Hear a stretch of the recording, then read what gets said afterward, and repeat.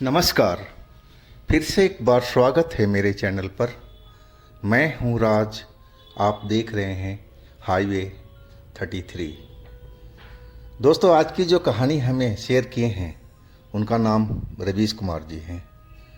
रवीश कुमार जी हरियाणा सोनीपत के रहने वाले हैं और ये जो कहानी आज की है उनके नाना जी की है। उनके नाना जी आर्मी में थे। बात 1971 की है। तो चलते हैं इनकी कहानी में। लेकिन दोस्तों, आपने मेरे चैनल को सब्सक्राइब नहीं किया है तो जल्दी से कर लीजिए और साथ में बेल आइकन को दबाना मत भूलिएगा। दोस्तों, मेरा नाम रवीश कुमार है। मैं सोनीपत हरियाणा का रहने वाला हूँ। ये जो कहानी है ये मेरे नाना जी की है। नाना जी मेरे आर्मी में थे। वक्त था, साल था 1971। दिवाली के मौके पर वह घर आने वाले थे। घर में खुशियाँ की त्यौहार था तो आना तो स्वाभाविक ही था और उनको छुट्टी भी मिल चुकी थी। नाना जी दिल्ली के नजफगढ़ के पास में गोयला गांव में रहते थे। नाना जी के घर में पूरी परिवार था और संपन्न परिवार था उनका। नाना जी जब भी आते थे छुट्टी तो एक दुकान थी नजफगढ़ में मिठाई की, मालीवाल स्वीट, मालीवाल बर्फ़ी वाला। वहाँ से वो बर्फ़ी ज़रूर लेकर के जाते थे। वो तो दिवाली का एक दिन पहले की रात थी जिसे हम लोग धनतेरस बोलते हैं। जब नाना जी बस से उतरे, रेलवे स्टेशन से आए थे तो रात तो हो चुकी थी। रात के करीब 10 साढ़े 10 का वक्त हो चुका था। नाना जी अब उस दुकान की तरफ बढ़े कि जाकर के बर्फ़ी खरीद सके। लेकिन वहाँ तो बहुत भीड़ लगी हुई थी। लोग बाग मिठाइयाँ ले रहे थे और नाना जी को भी इंतज़ार करना पड़ा। और नाना जी जब मिठाई लिए तो करीब रात के 11 बज चुका था। और इसके बाद वो स्टैंड पर आए, लेकिन वहाँ तो कोई उनके गांव के लिए कोई सवारी थी ही नहीं। वो इंतज़ार करने लगे थे। उन दिनों में टांगा चला करता था और एक टांगा उन्हें आता हुआ दिखाई पड़ा। तब नाना जी उसको बुलाए और अपने गांव की तरफ जाने के लिए कहने लगे। वो टांगा वाला तैयार हो चुका और फिर नाना जी उस पर बैठ गए। टांगे वाले तो मेन रोड पर छोड़ दिया था, लेकिन वहाँ से आगे उनको पैदल ही जाना था। पैदल थोड़ा दूर का और रास्ता था। जब वो उस जगह पर उतरे तो रोड तो बिल्कुल सुनसान था और जंगलात उस टाइम में बहुत ज़्यादा था। रोड बिल्कुल सुन सपाटा, कोई भी दिखाई नहीं पड़ रहा था। नाना जी अपने बैग टांगे पीठ पर और पैदल ही अपने घर की तरफ, गांव की तरफ चल पड़े थे।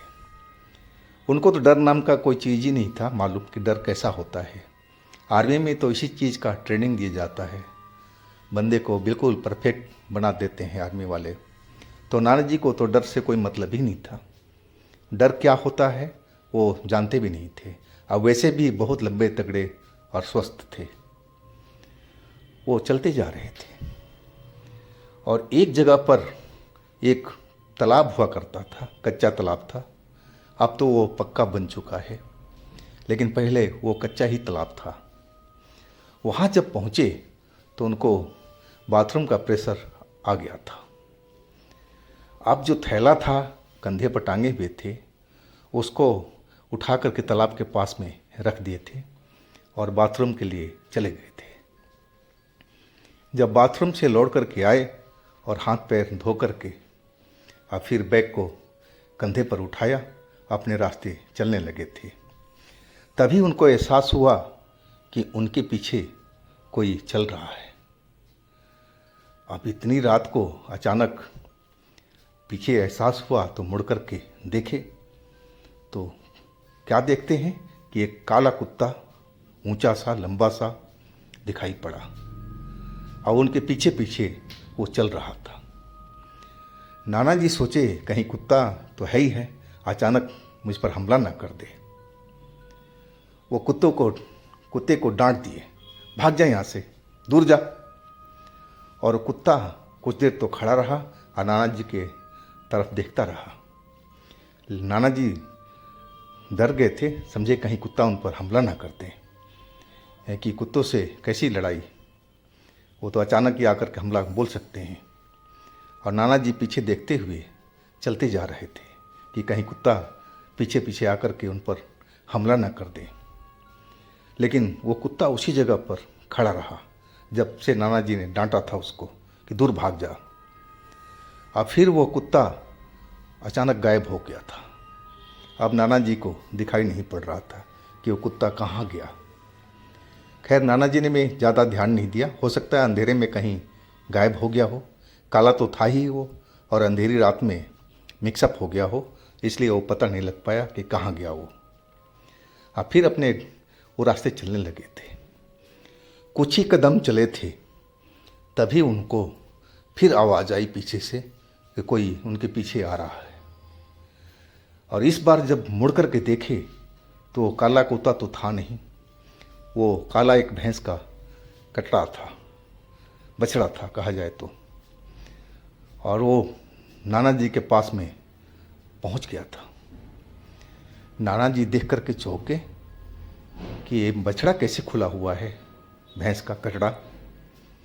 लेकिन गांव का माहौल था वहाँ पर, हो सकता है कहीं से निकल कर के आ गया हो, और नाना जी विशेष ध्यान नहीं दिए, उसको छोड़ दिए और आगे की तरफ चलने पड़े। लेकिन वो जो भैंस का कटड़ा था नाना जी के पीछे पीछे चलने लगा था। नाना जी भी कुछ नहीं बोले, हो सकता है कि गांव का बछड़ा हो, गांव का कटड़ा हो, वो उसे अपने घर पर पहुंच जाएगा, इसमें कोई डरने वाली बात ही नहीं थी। और फिर कुछ कदम चल कर के, कुछ दूर चल कर के जब पीछे मुड़े तो उनको वो जो कटड़ा था भैंस का वो नज़र नहीं आया। अब वो हैरान रह गए थे कि आखिर वो कटड़ा जो मेरे पीछे पीछे चल रहा था वो कहाँ गया। कुछ देर तक वो तो देखते रह गए थे, लेकिन उनको कटड़ा वो दोबारा नज़र नहीं आया। अब फिर वो आगे की तरफ अपने गांव के रास्ते पर चलने लगे थे।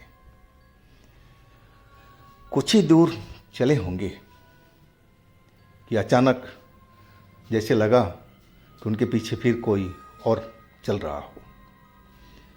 नाना जी फिर मुड़ कर के देखें तो क्या देखते हैं कि उनके पीछे एक बकरी का सफ़ेद रंग का सुंदर सा बच्चा नज़र आया जो उनके पीछे पीछे चल रहा था। अब इतना सुंदर बकरी का बच्चा देख कर के नाना जी उसको बोलने लगे, अरे भाई तू कहाँ से, तो अकेले क्या कर रहा है इस रोड पर, तुझे कोई कुत्ता उत्ता शिकार ना कर ले। नाना जी को उस पर दया आ चुकी थी कि छोटा सा बच्चा है बकरी का, और वो भी रात के अकेले के टाइम में, कहीं कुत्ता कोई जानवर इस पर हमला ना कर दे, इस बेचारे को मार ना दे। नाना जी को तो दया आ चुका था और उस बच्चे के साथ में खेलने लगे थे। अरे भाई कहाँ से आया है तू, और फिर प्यार करने लगे। और फिर जब चलने लगे तो वो जो बच्चा था बकरी का उनके पीछे पीछे चलने लगा। अब नाना जी समझ गए थे कि इस बकरी के बच्चे को तो बचाना ही पड़ेगा इस अंधेरी रास्ता में, नहीं तो कोई ना कोई जानवर इस पर शिकार के लिए झपट पड़ेगा। और नाना जी ने उस बकरी के बच्चे को उठा लिया, छोटा सा तो बच्चा था, और उन्होंने अपने कंधे पर उसको डाल लिया। और डाल करके और वो अपने घर की तरफ बढ़ने लगे कि जो भी जिसका भी बच्चा होगा सुबह में दे दिया जाएगा, आखिर तो हमारे गांव का ही होगा। और वो अपने रास्ते को चलने लगे थे। और तभी उनको लगने लगा कि इस जो बकरी का बच्चा है इसका वजन बढ़ता जा रहा है। अब उनको कंधे पर दर्द होने लगा था। और तभी उनके शर्ट पर कुछ गिरा। उन्होंने देखा तो लाल रंग का खून जैसा दिखाई पड़ा। अब वो बकरे के बच्चे के ऊपर देखे जो कंधे पर बिठा रखा था, तो क्या देखते हैं कि उसका जो सर है वो किसी खूंखार राक्षस की तरह हो चुका है, और वो जो खून था उसके मुंह से टपक रहा था, और उसका जो पैर था वो अब धीरे धीरे लंबा होने लगा था, और उसका शरीर भी लंबा होने लगा था, और उसका वजन भी अब बढ़ने लगा था। अब तो इतनी बात जब नाना जी ने देखा तो एकदम सन्न सा रह गए थे, डर चुके थे कि हे भगवान, ये कैसा बकरी का बच्चा है। मैं तो इसको प्यारा समझ करके अपने कंधे पर बिठा लिया था, लेकिन ये तो शैतान में बदल गया है। ये क्या चीज़ है। और नाना जी उस बकरी को, बच्चे को, जो अब बड़ा हो चुका था, एक शैतान का रूप ले लिया था, अपने कंधे से उठा करके और नीचे रोड पर फेंक दिया। और फेंकते ही वो जो शैतान था, बकरी के बच्चा का रूप लिया था, और वो फिर शैतान में आ चुका था, और वो बड़ा हो गया, देखते देखते ही बड़ा हो चुका था। अब नाना जी का तो जैसे सांस रुक गया कि ये क्या बला है, ये कौन सी शक्ति है, और ये मुझसे क्या चाहती है। नाना जी तो फौजी थे, और फिर वो डरे नहीं उस टाइम में। अगर डर गए होते तो मामला खराब हो जाता, लेकिन उनमें अद्भुत साहस थी, और डर तो बिल्कुल भूल ही चुके थे वो। और उससे कड़क के बोले, अरे तू जो कोई भी है, भाग जाए यहाँ से, मेरे पीछे आने की कोशिश मत करना। और फिर नाना जी धीरे धीरे पीछे पीछे हटने लगे थे, और वो जो शैतान था जो बकरी का भेष में था, अब वो नाना जी के पीछे पीछे चलने लगा। जितने पीछे नाना जी पैर अपना कर रहे थे, और उतना ही पैर अपना वो आगे आगे कर रहा था। वो बस वो मौका देख रहा था कि कब नाना जी को दबोच ले। नाना जी भी तैयार थे इसके लिए, और एक एक कदम पीछे हटते जा रहे थे, लेकिन निगाहें उसी पर थी कि अचानक वो हमला करे तो उससे निपट सके। और इस तरह करते करते कुछ कदम पीछे वो अपने गांव की तरफ आ चुके थे।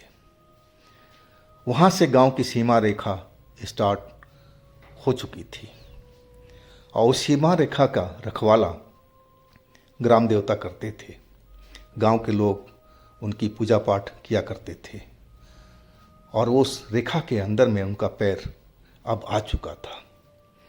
अब जैसे ही रेखा के अंदर में नाना जी का पैर आया, और जैसे ही वो बकरी नुमा राक्षस, शैतान, भूत उस रेखा को पार करने की कोशिश की, और तभी वो दहल गया, डर के मारे पीछे हट गया। अब नाना जी तो उस रेखा के अंदर थे, जो ग्राम का रेखा था। अब उसमें तो वो भूत घुसने का साहस नहीं कर सकता था, तो अब जो अपना असली रूप था उसमें वो आ चुका था, और नाना जी को बोलने लगा कि आज तू तो बच गया, लेकिन फिर कभी मौका ज़रूर मिलेगा, मैं तुझे छोड़ूंगा नहीं, इतना तू ध्यान कर ले। लेकिन नाना जी तो अब अपने सीमा रेखा में आ चुके थे, और समझ चुके थे कि जो गांव का देवी देवता हैं वो हमारे ऊपर में रक्षा कर रहे हैं। अब हम उनके अंदर आ चुके हैं, अब तो हमारा ये कुछ बिगाड़ नहीं पाएगा। और वही हुआ। उसके बाद तो वो जो राक्षस था उस जगह से गायब हो चुका था। लेकिन नाना जी तो अब इतना सब कुछ देख कर के दिल में डर तो पैदा हो चुका था कि ये सब क्या था, क्या तमाशा था, ये सब क्या चल रहा था, कौन था ये लोग। कभी वो कुत्ता बन करके, कभी भैंस का कचड़ा बन करके, और कभी बकरी का बच्चा बन करके, ज़रूर ये कोई न कोई छलावा ही होगा। अब तो नाना जी गांव के करीब थे, और अब घर की तरफ चलने लगे थे। डर तो था, शरीर में आ चुका था। अब ऐसी चीज़ें इन्होंने तो कभी देखी नहीं थी। कई दुश्मनों से तो अकेले लड़ सकते थे, लेकिन भूत प्रेत से तो लड़ना मुमकिन नहीं था। डर तो हो चुका था, और अपने गांव की तरफ, अपने घर की तरफ वो चलने लगे। तेजी तेजी से कदम अपना बढ़ाते हुए अपना घर के दरवाजे पर पहुंच गए। दरवाजे को खटखटाया तो घर वालों ने दरवाज़ा खोला और उनकी शक्ल तो देख कर के ही पहचान गए घर वाले कि उनके साथ में क्या गुजरी है। माँ उनकी बोलने लगी, बेटा क्या हुआ? अब जो हमारे नाना थे एक एक बात सब कुछ बताए अपना माँ को कि माँ देख, हमारे साथ में ऐसे ऐसे हुआ है रास्ते में। अब माँ भी डर चुकी थी, घर के लोग भी डर चुके थे। आखिर डरने वाली बात ही थी कि आखिर वो कौन था जो नाना जी का पीछा कर रहा था और उनको धमकी दे गया था कि आज तो तू बच गया लेकिन मैं फिर तुम्हें छोड़ूंगा नहीं। तो डरने वाला बात तो था ही।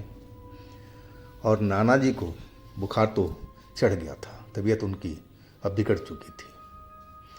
खैर रात तो जैसे तैसे कट गई, लेकिन अगले दिन नाना जी की मम्मी ने उनको मंदिर में ले गई और पंडितों से झाड़ा लगवाना शुरू कर दिया था। झाड़ा लगाने के बाद में उनकी तबीयत में फिर सुधार आने लगी थी। झाड़ा कई दिन उनको लगवाना पड़ा था और तब जा कर के वो स्वस्थ हो गए थे। नाना जी कहते हैं कि उस चीज़ को मैं कभी भूल नहीं पाता हूँ। वैसी चीज़ तो मैंने आज तक कभी देखी नहीं है। मैं लड़ाई में शामिल हुआ हूँ, दुश्मनों से मैं लोहा लिया हूँ, लेकिन ये अनदेखा और रहस्यमय दुश्मन मैंने पहली बार देखा था, जो रुक रुक करके अपना भेष बदल रहा था और मेरे सामने में आ रहा था।